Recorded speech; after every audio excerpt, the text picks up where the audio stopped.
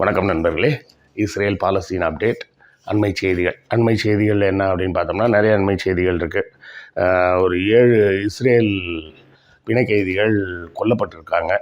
அப்புறம் ஹைஃபாவில் ஒரு பெரிய தீ விபத்து, ஏர்போர்ட்டில் ஒரு தீ விபத்து, ஒரு ரபாய் ஒருத்தர் பேசின செய்தி. அப்புறம் பார்த்திங்கன்னா வெஸ்ட் பேங்க்லேயும் இப்போ அட்டாக் ஆரம்பிச்சிருக்காங்கன்ற ஒரு செய்தி. ஒரு 36 ட்ரோன் செலுத்தி ஹவுதிகள் நடத்திய தாக்குதல். இந்த செய்திகளை தான் நாம் இன்னைக்கு பார்க்க போகிறோம். இந்த சேனலை சப்ஸ்கிரைப் செய்யுங்கள், எங்கள் வீடியோவை உங்கள் நண்பர்களுக்கு ஷேர் செய்யுங்கள். எழுத்தாளர் கிருஷ்ணவேலின் நூல்களை தமிழ்நூல் மன்றம் வெப்சைட் மூலமும் வாங்கலாம், வாட்ஸ்அப் மூலமும் வாங்கலாம். இரண்டுக்குமான லிங்க் டிஸ்கிரிப்ஷனில் உள்ளது. நன்றி. முதல் செய்தியாக பார்த்தோம்னா அல்கசாம் பிரிகேட்லேருந்து அதிகாரப்பூர்வமாகவே செய்தி வெளியிட்டிருக்கிறாங்க. என்ன செய்தி அப்படின்னா, இப்போ நீங்கள் பார்க்குறீங்களே இந்த படத்தில் இருக்கக்கூடிய நபர்கள், இந்த 7 பேரும் பார்த்தீங்கன்னா முதலில் இந்த இஸ்ரேலில் பிடிபட்டு இருந்தாங்க. இவங்க எல்லாரையுமே பிடிபட்டு மீட்கப்பட்டவர்கள். அவர்கள் இஸ்ரேல்கிட்டேருந்து உதவி வேணும்னு சொல்லி கேட்டு எல்லோரும் வீடியோலாம் போட்டிருந்தாங்க. அதாவது இஸ்ரேல் இராணுவம் இப்படியெல்லாம் வீணாக எங்களை போட்டு இது பண்ணுறாங்க அப்படின்னு. இவர்களும் இஸ்ரேலை சேர்ந்தவர்கள். இந்த 7 பேரையும் இஸ்ரேல் இராணுவம் கொன்று விட்டது.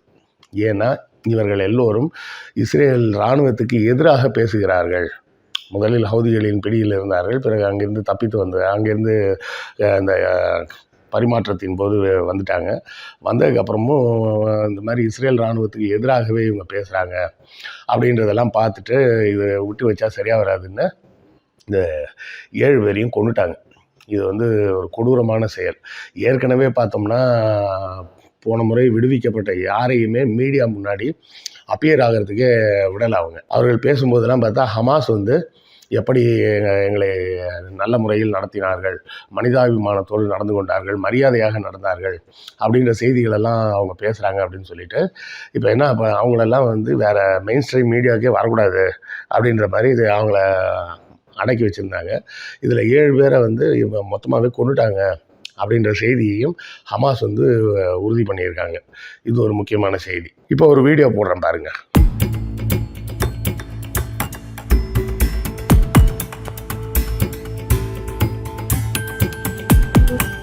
பார்த்துட்டிங்களா? இந்த வீடியோ என்ன அப்படின்னு பார்த்தீங்கன்னா, ஹைஃபா அப்படின்ற அந்த நகரத்தில் இருக்கக்கூடிய ஏர்போர்ட் மீது தாக்குதல் நடந்து அந்த ஏர்போர்ட் தீப்பற்றி எரிகிறது. அதுதான் இங்கே பெரிய செய்தி. ஹெஸ்புல்லாவின் தாக்குதல்கள் தொடர்ந்து ஹைஃபா பகுதியில் தொடர்ந்து 3 நாளாக நடந்துக்கிட்டே இருந்தது. அதன் விளைவாக ஹைஃபாவோட அந்த ஏர்போர்ட் முழுமையாக சேதமடைஞ்சிருக்கு அப்படின்றாங்க. ரெண்டாவது பார்த்திங்கன்னா, அங்கே இருக்கக்கூடிய ஒரு மிகப்பெரிய இண்டஸ்ட்ரி ஒன்று, அந்த இண்டஸ்ட்ரி அதோட கராஜ் எல்லாத்தையும் சேர்த்து கொளுத்திட்டாங்க. இது இஸ்ரேல் நாட்டுக்குள்ளேயே நடக்கக்கூடிய ஒரு மிகப்பெரிய தாக்குதலாக நம்ம பார்க்கலாம். ஹெஸ்புல்லாவின் தாக்குதல்கள் நாளுக்கு நாள் அதிகரித்து கொண்டே போகிறது. இஸ்ரேல் இதுக்கு பதிலடி கொடுக்குமா அப்படின்னு தெரியல. எந்த வேலையுமே ஆனால் இதுவரை செய்யலை. ஏன்னா கோலன் ஹைட்ஸை தாக்கி கைப்பற்றிட்டாங்க. அந்த கோலன் ஹைட்ஸோட இன்னொரு பகுதிகள்லாம் சிரியாவோட எல்லையில் இருந்த பகுதிகளையும் கைப்பற்றி விட்டார்கள். இப்போது ஹைஃபா பகுதிகளில் தாக்குதல் தொடர்ச்சியாக நடந்துகிட்டு இருக்கு. கோலன் ஹைட்ஸில் இருந்த படைகள்லாம் பின்வாங்கி போயிட்டாங்க. யார்? இஸ்ரேலிய படைகள். அப்போது இங்கே நம்ம இந்த கடந்த நாட்களில் பார்க்கும்போது எல்லா இடத்துலையும் என்ன தெரியுது அப்படின்னு பார்த்தோம்னா, பொதுவாகவே இந்த இஸ்ரேல் படைகள் ஒன்றுத்துக்கும் ஆகாது தத்திங்க அப்படின்னு நல்லா தெரியுது.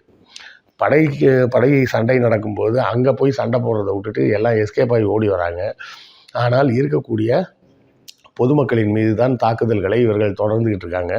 தொடர்வது மட்டும் இல்லாமல் ஒரு பெரிய பிளாக்கேடு ஒன்று கிரியேட் பண்ணி அவர்களுக்கு எந்த விதமான உதவி பொருட்களும், தண்ணீரோ, மருந்தோ, உணவுப் பொருட்களோ, உடைகளோ எதுவுமே கிடைக்காத மாதிரி அந்த இடத்த பூரா லாக் பண்ணி வச்சுட்டு கேட்டால் நாங்கள் ஹமாஸை வேட்டையாடுகிறோம் அப்படின்றாங்க.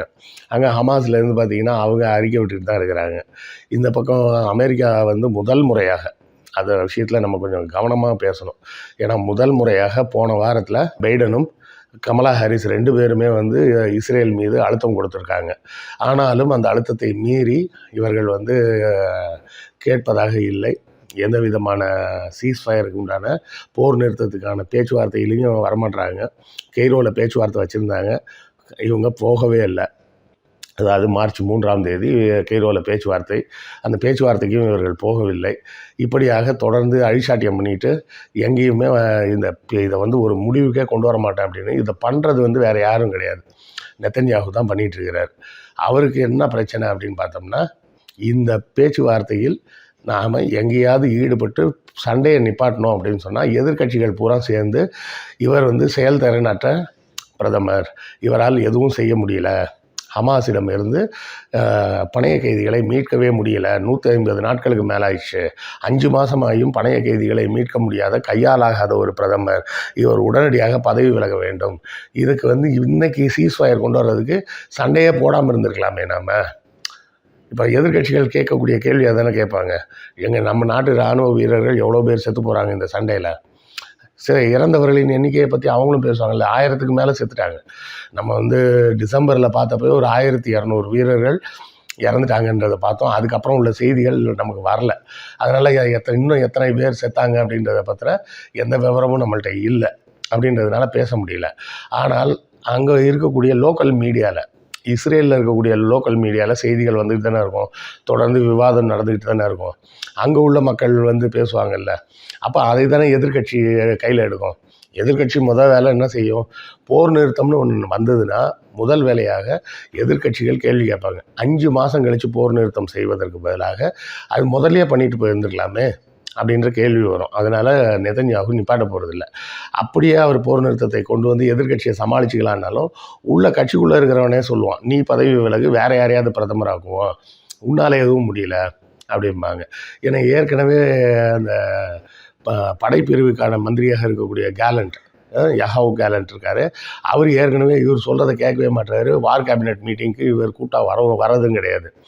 ஆக இப்போ வந்து போர் நிறுத்தம்னு எதையாவது பண்ணோம்னா கண்டிப்பாக பதவி போயிடும். பதவி போனால் அடுத்தால நம்ம மேலே இருக்க கேஸ் எல்லாம் விசாரணைக்கு வரும், மொத்தமாக ஆட்டங்காலி அப்படின்றது தான் நெதன்யாகுவோட நிலைமை. அந்த ஒரு நபரின் பிரச்சனைக்காக ஆயிரக்கணக்கான மக்கள் தொடர்ந்து கொல்லப்பட்டுக்கிட்டு இருக்காங்க. இப்போ இதில் பாருங்கள், அடுத்தால இப்போ ஒரு வீடியோ போடுறேன் பாருங்கள். יש בחורים הולכים שם למילואים, לא כולם זכו ללמוד תורה, כולם זכו להיות הכרחים שפטורים מהצבא, שבט לוי פטור מהצבא, לא לוקחים אותם, שום פנים ואופן. இந்த வீடியோவில் பேசினவர் யார் அப்படின்னு பார்த்தீங்கன்னா, இஸ்ரேல் நாட்டை சேர்ந்த ஒரு மதகுரு, ரப்பாய் அப்படின்னு சொல்லக்கூடிய அந்த மதகுரு. ரப்பாய்னா மதகுருன்னு அர்த்தம், அவ்வளோதான். அந்த ரப்பாய் என்ன சொல்கிறாருன்னா, இப்படி தொடர்ந்து எங்களை வந்து இஸ்ரேல் படைகளில் சேருன்னு பொதுமக்களை பூரா கட்டாயப்படுத்திக்கிட்டு இருந்தீங்கன்னா நாங்கள்லாம் இஸ்ரேலை விட்டு போகிறத தவிர எங்களுக்கு வேறு வழி இல்லை அப்படின்றாங்க. இவ்வளோ நல்லவங்க பாருங்கள். அந்த சண்டை வந்து அந்த போரின் நோக்கம் எல்லாமே தப்பு, அது வேறு செய்தி. ஆனால் சொந்த நாட்டிலேயே சண்டைக்கு வாங்கன்னு கூப்பிட்டிங்கன்னா, இப்படிலாம் கூப்பிட்டிங்கன்னா நாங்கள்லாம் நாட்டை விட்டு போயிடுவோம். இப்போ உதாரணத்துக்கு எடுத்துக்க, நாளைக்கு இந்தியாவுக்கும் பாகிஸ்தானுக்கும் ஒரு சண்டை வந்துருச்சு, இல்லை இந்தியாவுக்கும் சைனாவுக்கும் ஒரு சண்டை வருது. உடனடியாக என்ன சொல்லுவாங்க, படைகளுக்கு நிறைய வேலை இருக்குது. ஏன்னா இராணுவ போர் நேரங்களில் பார்த்திங்கன்னா ஏகப்பட்ட வேலைகளுக்கு தேவைப்படும் ஆட்கள். சண்டை போடுறதுக்காக மட்டும் இல்லை, தபால் கொண்டு போகிறதுக்கு கூட ஆட்கள் தேவைப்படுவாங்கன்னு வச்சுக்கோங்க.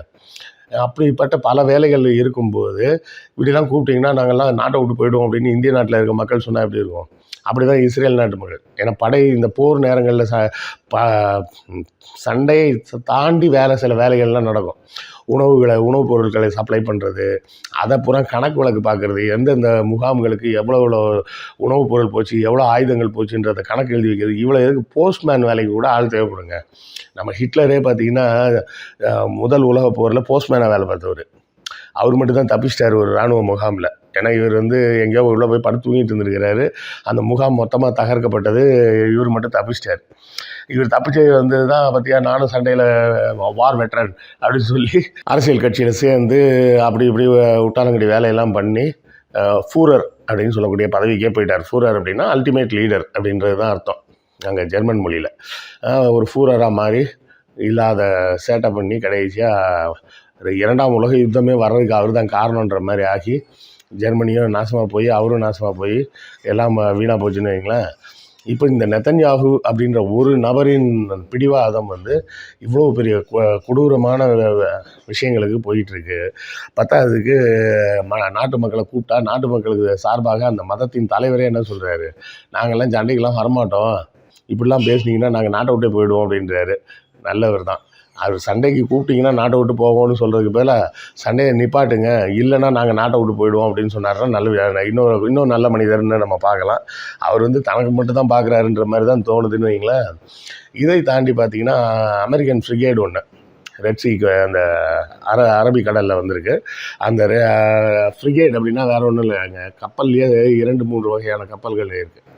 கப்பல்னால் சாதாரணமான ஒரு கப்பலாக இருக்கும், இல்லைன்னா ஏர்கிராஃப்டையே தூக்கிட்டு போகிற அளவுக்கு உள்ள பெரிய சைஸ் கப்பலாக இருக்கும். அதாவது ஏர்கிராஃப்டை வந்து அந்த கப்பலின் மேல் தளத்தில் வச்சு ரன்வே மாதிரி இருக்கும், அதுலேயே அப்படி போய் பறந்து போக முடியும்.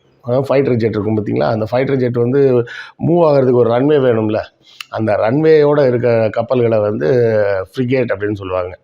மற்றதை பேட்டில் ஷிப் அப்படின்னு சொல்லுவாங்க. பேட்டில் ஷிப் வந்து நேரடியாக அங்கேருந்த கப்பலில் இருந்தே ஏவுகணைகளை செலுத்துவது, அடிக்கிறது, இந்த மாதிரி வேலைகளை செய்யும். ஃப்ரிகேட் அப்படின்னா என்ன பண்ணும், விமானம் தாங்கிய கப்பல் அப்படின்னு புரிஞ்சுக்கலாம் நம்ம. இப்போ இந்த கப்பல் மீது என்ன பண்ணியிருக்காங்கன்னா ஹவுதிகள் சுமார் 36 மிசைல்ஸை ஏவி அந்த ஓடுதளம்னு சொல்கிறோமே, அந்த ஃப்ளைட்டை கொண்டு போகிற அந்த ஓடுதளத்தை சிதைச்சிட்டாங்க. இப்போ என்ன ஆகிப்போச்சு, அந்த கப்பலால் எந்த பிரயோஜனமும் கிடையாது. ஏன்னா அது ஃபைட்டரு பேட்டில் ஷிப் மாதிரி அதால் சண்டை போட முடியாது. ஏன்னா அது வந்து இந்த விமானங்களை தாங்குவதற்கும் விமானங்களை வைத்து மெயின்டைன் பண்ணுறதுக்கும், விமானத்துக்கு எரிபொருள் போடுறது, விமானத்துக்கு தேவையான ஆயுதங்கள், அந்த விமானிகள் தங்குவதற்கான இடம், அதற்கான உணவு வகைகள், இந்த மாதிரி விஷயங்களை மட்டும்தான் இந்த கப்பல் வச்சுருக்கோம். சாதாரண பேட்டில் ஷிப்பில் பார்த்திங்கன்னா நேரடியாக சண்டை போடுறதுக்கு உண்டான ஆயுதங்கள் நிறையா இருக்கும். இதில் வந்து அந்த ஆயுதங்கள் லிமிட்டடாக தான் இருக்கும். ஏன்னா இது கப்பலே வந்து பெருசாக இருக்கும், கொஞ்சம் பெரிய சைஸாக இருக்கும். அப்போ தான் அந்த விமானங்களை நிப்பாட்டி வைக்கணும். நல்லா யோசிச்சு பாருங்கள், ஒரு கிட்டத்தட்ட ஒரு மினி ஏர்போர்ட் சைஸுக்கு இருக்கும் கப்பல்னு தான் நம்ம சொல்கிறோம். பார்க்குறதுக்கு எப்படி இருக்கும், கிட்டத்தட்ட ஒரு மினி ஏர்போர்ட் சைஸுக்கு இருக்கும்.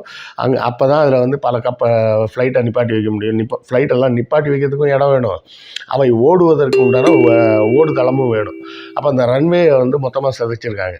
இப்போ இந்த ரன்வே மட்டும்தான் சிதைக்கப்பட்டதா, அங்கே நிறுத்தி வைக்கப்பட்டிருந்த ஃப்ளைட்டும் சிதைக்கப்பட்டதான்னு தெரியல. அதை பற்றின செய்தி இன்னும் வரல. இந்த ஃப்ளைட்டுகள் வந்து இப்போ அங்கே இருந்தாலும் ஒன்று தான், இல்லைனாலும் ஒன்று தான்ற கணக்கு தான். சரியா?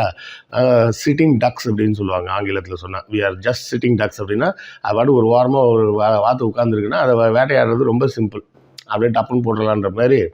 இந்த கப்பலால் இப்போ அது எந்த காரணத்துக்காக கொண்டு வந்தாங்களோ அதனால அந்த காரணத்துக்கே பயன்பாடு இல்லாமல் போயிடுச்சு அப்படிங்கிறத பார்க்குறோம். இதை தொடர்ந்து ஹவுதிகள் கொடுத்த ஸ்டேட்மெண்ட்டில் தெளிவாக சொல்லியிருக்காங்க. ட்ரூ கான்ஃபிடன்ஸ் அப்படின்னு சொல்லக்கூடிய அமெரிக்க கப்பலை மட்டுமல்ல, இனி எத்தனை கப்பல்கள் வந்தாலும் அவைகளும் தாக்கப்படும், பாலஸ்தீன மக்களின் மீதான கொடுமைகள் நிறுத்தப்படும் வரை ரெட் சி மற்றும் அரப் சி இந்த 2 பகுதிகளிலும் எந்த கப்பல்களையும் நாங்கள் நடமாட விடமாட்டோம் அப்படின்னு அதிகாரப்பூர்வமான அறிக்கையாக மார்ச் 8ஆம் தேதி வெளியிட்டிருக்கிறாங்க ஹவுதிகள். ஸோ இதன் மூலமாகவாது இந்த போர் அடுத்த கட்டத்துக்கு போகாமல் உடனடியாக ஒரு முடிவுக்கு வந்தால் நல்லாயிருக்கும். நெத்தன்யாகு என்ற ஒரு மனிதனின் பேராசைக்கு மொத்த உலகமும் இப்போ அவஸ்தைப்பட்டுக்கிட்டு இருக்குது. ஏற்கனவே பார்த்திங்கன்னா கோல்டோட ரேட்லாம் ஏறிடுச்சு. சரன்னு ஒரு 4 நாளில் பார்த்திங்கன்னா 4000 ரூபாய் ஏறிடுச்சு கோல்டு ரேட்டு ஒரு சவரனுக்கு. எதனால், ஜெர்மனும் இன்னும் பிற நாடுகளும் டாலரை தள்ளி விட்டுட்டு எல்லாத்தையும் தங்கமாக வாங்க ஆரம்பிச்சிட்டாங்க.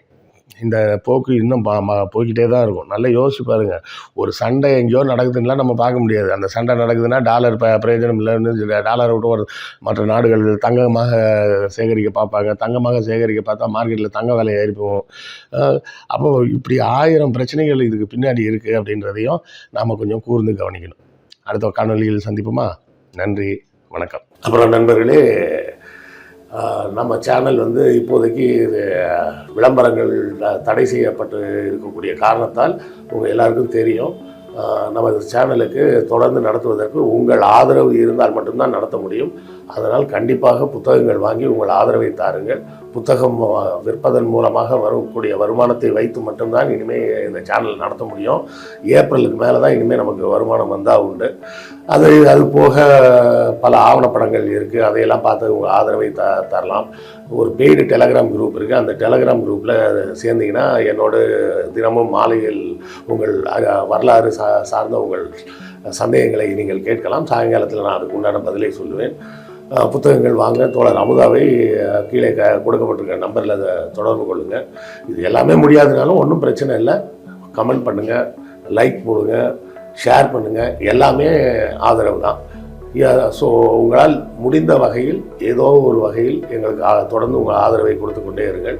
குறிப்பாக இனிமேல் இந்த 3 மாதங்கள் நீங்கள் புத்தகம் வாங்கினால்தான் நம்மால் இந்த சேனலை தொடர்ந்து நடத்த முடியும். அதை மனதில் கொண்டு உங்கள் ஆதரவை தாருங்கள். நன்றி.